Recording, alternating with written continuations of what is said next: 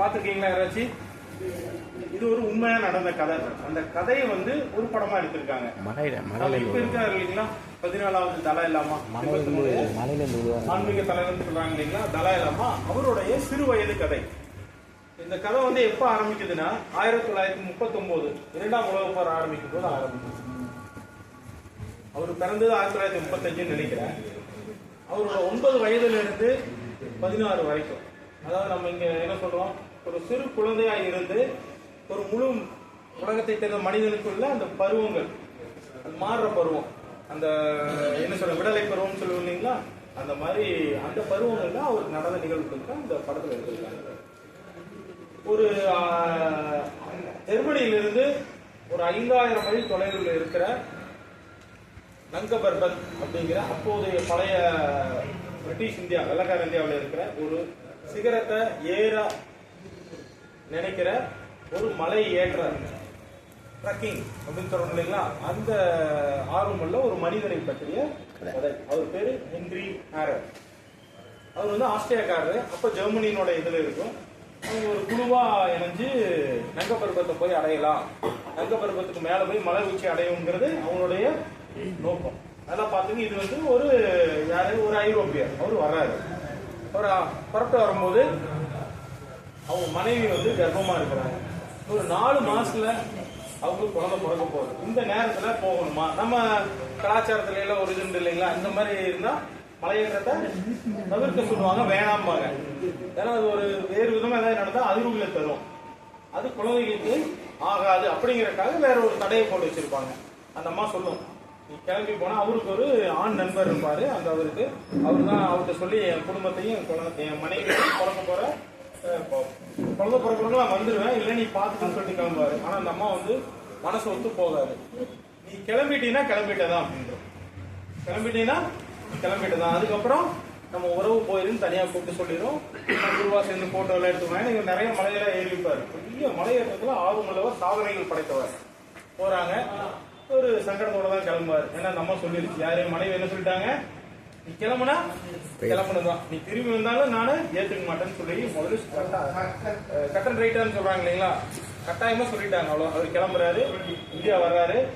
India வந்துட்டு நங்கபர்பத்துக்கு போறாங்க. நங்கபர்பத்து மேல அது இமயமலையில இருக்கிற ஒரு சிகரம், அதுல ஏறுறாங்க. ஏறும் போது அவலாஞ்சின்னு சொல்லுவாங்க. அதாவது ஒரு வெள்ளம் மாதிரி வரும், பனி வெள்ளம், பனி வெள்ளம், பனி ஆறு வெள்ளமா பெருக்கெடுத்து ஓடுது. அதுல என்ன ஆயிடுறாரு, இவங்க எல்லாம் வந்து அங்கிருந்து ஏறதை விட்டுட்டு கீழே இறங்குறாங்க. அது கீழே இறங்கும் போது பேஸ் கேம்ப்னு சொல்லுவாங்க. எங்கிருந்து ஏற ஆரம்பிக்கிறாங்களோ அது பேரு நம்மளுக்கு என்ன சொல்லலாம், அடிவாரம். என்னங்க, அடிவாரம். அந்த அடிவாரத்துல நம்ம இந்தியா பிரிட்டிஷ் படை, இந்தியா ராணுவ படை இருக்குல்ல, அதெல்லாம் இவங்க கைது செஞ்சிடறாங்க. யார, இவங்க எல்லாத்தையும். ஏன்னு கேட்டா இவங்க எல்லாம் பிரிட்டிஷ்க்கு எதிரானவங்க. 2ஆம் உலக போர்ல யாரு, ஜெர்மனி, ஆஸ்திரேலியா எதிரானவங்க. கை செஞ்சாங்க. இவங்க சொல்றாங்க, மலையேற வந்தாங்க, எங்களே கை செய்யறேங்காட்டி இல்ல, போர் ஆரம்பிச்சிருச்சு, 2ஆம் உலக போர் ஆரம்பிச்சிருச்சு, நீங்களே எதிரி நாடுகள்ங்கிறாங்க. உடனே இவங்களும் வலுக்கட்டாயமா இவங்க வந்து தேராதூன் ஒரு இடம் இருக்கு இல்லைங்களா, தேராதூன், அங்க ஒரு ஜெயில், ஓபன் ஜெயில் இருக்கு, சும்மா அதுல கொண்டு இவங்களை போட்டுருவாங்க. ஒரு ரூம் இருக்கும், அங்க பெரிய ஒரு ஜெயில் மாதிரிலாம் இருக்காது, ஓப்பன் ஏர் கேம்ப் மாதிரி இங்க போட்டுருவாங்கன்னு வச்சுங்களேன். அந்த திறந்த வெளி சிறை மாதிரி இருக்கிறதுல கொண்டு போய் போட்டுருவாங்க. இவர் வந்து 4-5 முறை அங்கிருந்து வெளியே போக பார்ப்பாரு. வெளியே போக ஏன் வெளியே போறாருன்னா, அந்த குழந்தை பிறந்திருக்கு நேரம், அதை போய் பார்க்கணும், சண்டையை தீக்கணும். அங்கிருந்து எழுதி போடுவார். இந்த அம்மா ஏற்கனவே அப்படி சொல்லிச்சா, இங்கிருந்து ஒரு லெட்டர் எழுதி போடுவார். இந்த மாதிரி நாங்க சிக்கிட்டேன், என்னை அடைச்சிட்டாங்க, நான் வந்து போர் கைதி ஆகிட்டேன், நான் என்ன ஆகிட்டேன், போர் கைதி ஆகிட்டேன். அந்த அம்மா வந்து தெளிவா எழுதிடும், அவ்வளவுதான் முடிஞ்சு, நான் அப்பவே சொல்லிட்டேன்ல, நீ எப்படி இருந்தா என்னன்னு முடிஞ்சு. வாழ்க்கையில பெருத்த சங்கடம். இதில் நடிச்ச அந்த நடிகர் பேரு பிராட் பிட். உலகிலேயே அழகான நடிகர். அப்ப இருந்த காலத்துல உலகிலேயே நீங்க பிராட் பிட் போட்டு பாருங்க, அவ்வளவு அழகா இருப்பாரு. பாக்குறக்கே வந்து கொள்ளை இலகு. அந்த மாதிரி ஒரு ஆளை அப்படி ஹென்றி ஹேர், அது உண்மையால இருந்த மலையேற்றக்காரர் ஒரு அழகானவா அவர் நிராகரிச்சு போயிடாரு. சூழ்நிலையில ஒரு தடவை தப்பிச்சு வெளியே ஓடிடுவாங்க. 2 பேரும் மட்டும் திபெத் வழியா சைனாவுக்கு போய் தப்பிச்சு போயிடலாம் நினைப்பாங்க. திபெத்துக்கு போயிடுவாங்க. திபெத்துல என்ன சொல்லியிருக்குன்னா, திபெத்திய கதைகள்ல அந்நிய நாட்டில இருந்து வருவாங்க, அதுக்கப்புறம் நாடே இல்லாம போயிடும் அப்படின்னு ஒரு வம்சாவளி கதை இருக்கும். அதனால எந்த வெளிநாட்டுக்காரங்களையும் திபெத்துக்குள்ள உள்ள விடவே மாட்டார்கள். எந்த வெளிநாட்டுக்காரங்களும் கூட விட மாட்டாங்க. இவங்க ரெண்டு பேரும் வெளிநாட்டுக்காரங்க. அதிகபட்சமா திபெத்தில் என்ன பண்ணுவாங்க, அடிக்க மாட்டாங்க யாரையும். உங்களுக்கு தெரியும் இல்லையா, திபெத்தில் வந்து ஒரு புழுவு கூட ஒரு எறும்பு கூட தீங்கு நினைக்காத புத்த மதத்தவர்கள் போவாங்க. எப்படியோ ஒரு வீட்டுல போய் இடம் முடிச்சு வீட்டுல உட்காந்துக்குவாங்க. அப்போ வந்து அந்த தலாய்லாமா வந்து வயசு வந்து அந்த 10 வயசுல இவரை பார்த்துட்டு அவர் என்ன ஒண்ணுன்னா, தலாய்லாமாவுக்கு ஒரு பண்பு உண்டு. என்னன்னா, அந்த டெலஸ்கோப் இருக்குங்களா, தொலைநோக்கி அதை வச்சு பார்த்துட்டே இருப்பார். குழந்தை தானே. அப்போ இவரை பார்ப்பாரு. இவர் வந்து இந்த ஸ்கேட்டிங் எல்லாம் கற்றுக் கொடுப்பாரு. பனிச்சறுப்பு விளையாடு எல்லாத்துக்கும் அந்த ஷூ எல்லாம் போட்டு மக்களுக்கு கற்றுக் கொடுப்பாரு. அதை பார்த்தோன்னா இவருக்கு ஆர்வமாகி கலை, இலக்கியம், சினிமா, அறிவியல், அந்த உலகத்தில் என்னென்ன இருக்குதோ அத்தனை தலாய்லாமா கற்றுக் கொடுப்பாரு. யாரு இந்த குழந்தைக்கு அங்க தலாய்லாமா போய் உட்காந்துட்டாருனா, மேடையில் உட்காந்துட்டாருனா அவங்க அம்மா அப்பா கூட அவர் தொடக்கூடாது. தலாய்லாமாவை தொடக்கூடாது. போனோன்னே பாத்தீங்கன்னா, நாமெல்லாம் சபரிமலை மலையில ஏறும்போது எப்படின்னா காலால் நடக்கிறோம். ஆனா அவங்க எல்லாம் என்ன பண்ணுவாங்கன்னா, அந்த லாசாங்கிற இடத்துலதான் திபெத்தினுடைய தலைநகரம் லாசாக்கு தான் அவங்க எல்லாம் போவாங்க. அதுதான் அவங்களுக்கு சபரிமலை, வெள்ளியங்கிரி எல்லாமே ஒரே இடம் தான் அவங்களுக்கு. ஒண்ணுதான். அது எப்படி போவாங்கன்னா, ஒவ்வொரு தடையும் போகும்போதும் வண்டி போட்டு கீழே முழுவதுமா உடம்பு விழுந்து கும்பிட்றோம் இல்லைங்களா, அது மாதிரி விழுந்து கும்பிட்டு மறுபடியும் எந்திரிச்சு அந்த இடத்துல இருந்து மறுபடியும் இன்னொரு படி எடுத்து வச்சு அப்படிதான் போவாங்க. பாத்தீங்கன்னா எவ்வளவு கஷ்டமானது. எந்த ஊர்ல இருந்தாலும் அந்த ஊருக்கு அப்படிதான் போவாங்களாம். அந்த அளவுக்கு ரொம்ப ரொம்ப எளிமையான பண்பான மனிதர்கள். யாரு இந்த திபெத்திய மக்கள். அந்த போயிட்டாரு. இவங்களுக்குள்ள நட்புறவு வளருது. அதே நேரத்தில் சைனாக்காரன் வந்து பிடிச்சிருவாங்க. சைனாவில் சீன நாட்டுக்காரங்க வந்து திபெத்தை பிடிச்சிருவாங்க. இவரை வெளியேற சொல்லுவாங்க. அவர் சொல்லுவாரு, நான் எங்க போவேன், என் மக்களை விட்டுட்டு நான் போக முடியாது. பெரிய போரெல்லாம் வரும். போரை விரும்புறவங்க கிடையாது. ஆனா இருந்தாலும் காலத்தினோட கட்டாயம் போரையும் போவாங்க. போர்ல தோத்து போய் கடைசியா எங்கேயாவது வந்துடுறாரு. ஆனா இடைப்பட்ட காலத்துல 3 விஷயங்கள் அதுல சொல்றாங்க. இவர் நாட்டுக்கு திரும்பி போகணும். யாரு இந்த ஹென்றி ஹேரன் இருக்காருங்க, அவர் கூட இன்னொரு தருவாரு. அவர் திபெத்திலேயே ஒரு பொண்ணை விரும்பி கல்யாணம் பண்ணிக்குவாரு. அந்த பொண்ணு வந்து இவர் ஹென்றி ஹேரரும் விரும்புவாரு. ஆனா அந்த பொண்ணு இவரை கல்யாணம் பண்ணிக்காம பக்கத்துல காமெடியன் மாதிரி வந்து இருப்பாரு. இவர் கூட வந்து இன்னொரு நண்பர் அவரை கல்யாணம் பண்ணிக்கும். அப்போ இவருக்கு இதுவும் ஒரு சங்கடம். இந்த சங்கடங்கள்ல தலாய்லாமாவோட அந்த குழந்தை 9 வயது குழந்தைகள் அவர் நட்பு வந்து இவருக்கும் ஆனந்தத்தை 3 விஷயங்கள் மட்டும் நான் உங்களோட பகிர்ந்துக்கலான்னு இருக்கேன். அது வாழ்க்கையினுடைய முக்கியமான விஷயம்னு நான் கருதுறேன்னு வச்சுங்களேன். நீங்க எப்படி நினைக்கிறீங்க? ஒண்ணு, கிழக்கு மேற்கு, கீழை நாடுகள் மேலை நாடுகள், கிழக்கு நாடுகள் மேற்கு நாடு. எல்லாத்துக்கும் நமக்கு தெரியும் எந்தெந்த நாடு கிழக்கு நாடு, எந்தெந்த நாடு மேலை நாடு.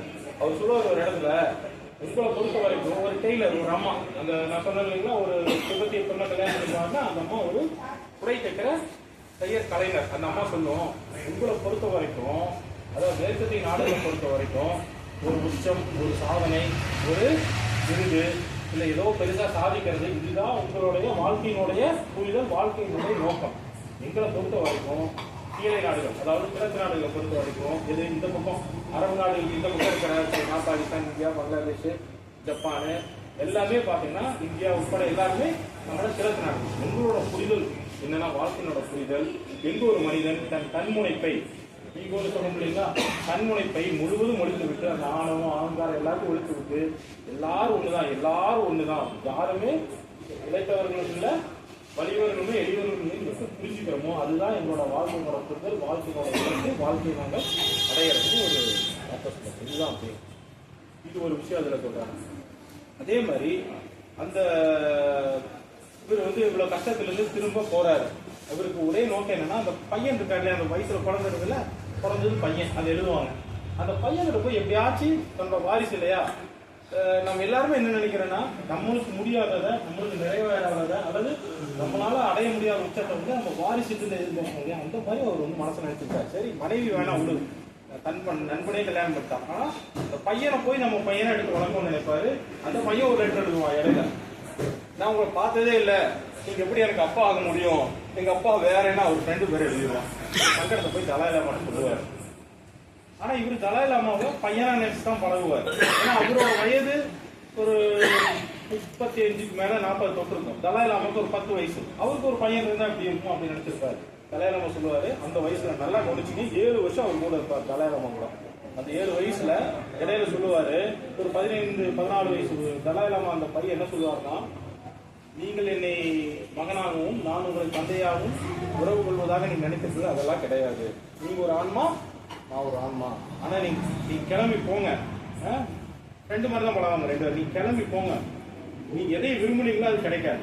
எதை விரும்புனீங்களோ அது, ஆனா உங்களுக்கு எது தேவையோ அது கிடைக்கும் பாரு. நல்லா புரிஞ்சுது. வாழ்க்கையோட பெரிய தத்துவமா இருக்குல்ல. நம்மளாம் எதை விரும்புறோமோ நம்மளுக்கு கிடைக்கும், கிடைக்காம கூட போகலாம். ஆனா எது தேவையோ அது கண்டிப்பா கிடைக்கும் சொல்லிட்டு தனக்கு பிடித்த கலைராமாவை பார்க்க ஒவ்வொருத்தரும் பாத்தீங்கன்னா ஒவ்வொரு பரிசு பொருளும் கொடுப்பாங்க. நம்ம பார்க்கணும் இல்லைங்களா, நம்ம உறுப்பானவங்க பெரியவங்களா, அந்த மாதிரி கலைராமா புதிய தலைவர். அந்த குழந்தைய பார்க்கறதுக்கு எல்லாரும் போய் கடவுளுக்கு என்ன பரிசு, அவரும் கடவுள் பரிசு கொடுப்பாங்க. அந்த பரிசுலே தலாய் லாமாவுக்கு அந்த குழந்தைக்கு அந்த சிறுவனுக்கு என்ன பரிசு பிடிச்சதோ அதைய ஒரு பார்சல் மாதிரி பண்ணி யார்கிட்ட கொடுத்துருவாரு. இந்த ஹென்ரி ஹேரன் இருக்காருங்க, மலையேற்ற அவர் நாட்டுக்கு திரும்பி போறாரு, ஆஸ்திரேலியா திரும்பி போறாரு. ஏன்னா உலக பொருள்லாம் முடிஞ்சுது, எல்லாம் ஜப்பான்லாம் சரண்ட் ஆயிடுச்சு, உலக பொருள்லாம் முடிஞ்சது. திரும்பி அவர் பையனை பார்க்க போறாரு இல்லையா, இதை கொண்டு ஒரு பையன் கிட்ட கொடுத்துருவாரு. இவர் போவாரு, சும்மா ரொம்ப சிம்பிள், அவ்வளோ கிளைமேக்ஸாக முடிஞ்சிருக்கு படம். கதவை தட்டுவாரு, அந்த அம்மா நிற்கும், மனைவி நிற்பாங்க. நான் வருஷமானு கேட்பாரு, வெல்கம் அப்படிம்பாங்க, உள்ள வாங்கம்பாங்க, உள்ள போவாரு. இன்னும் அவர் நண்பர் இருப்பாரு, நண்பரை பார்ப்பாரு, எப்படி இருக்குன்னு கேட்பாரு. எங்க பையன் கேட்பாரு, பையன் ஒரு ரூம்ல இருப்பான், பெட்ரூம் போவார். அந்த பையன் வெளியே வர மாட்டான். நான் நாட்டா பேரை சொல்லி அப்பா வந்துருக்குன்னா வரவே மாட்டான். இவர் என்ன பண்ணுவோம், ஒண்ணும் இல்லை, தலாயிலாம கொடுத்த அந்த பரிசு பொருளை பிரிச்சு ஒரு பெட்டி மாதிரி இருக்கும், இந்த பெட்டியை வச்சுட்டு வந்துடுவார். பெட்டியை வச்சுட்டு அடுத்து பார்த்தீங்கன்னா கடைசி கிளைமேக்ஸ் அப்படிங்கிறாங்க இல்லையா.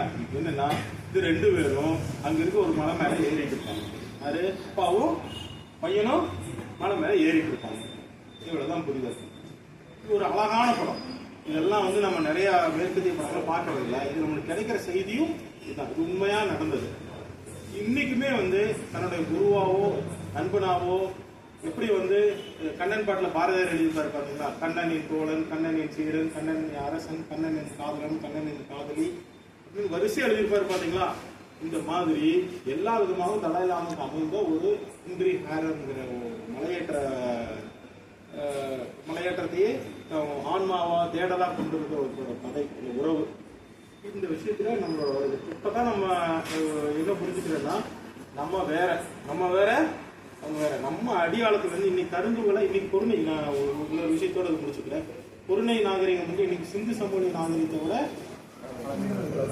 காலத்தால உன்னோடதுன்னு நிரூபிக்க போறாங்க. ஏன்னா அந்த நெல்மணி கிடைச்சிருக்கு பாத்தீங்களா, நெல்மணி.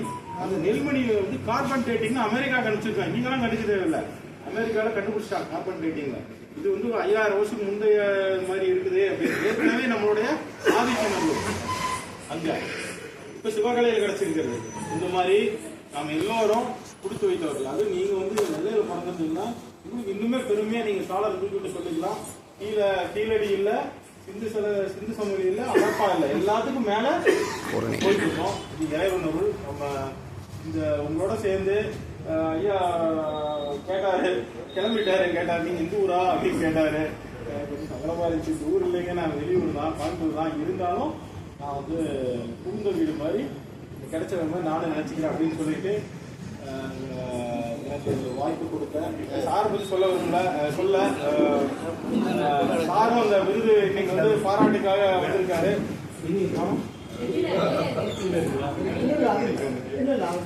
அவருக்கு இல்லையா, அவருக்கு இல்லையா இருந்தாலும் ஒரு பாராட்டு தெரிவிச்சு எல்லாம்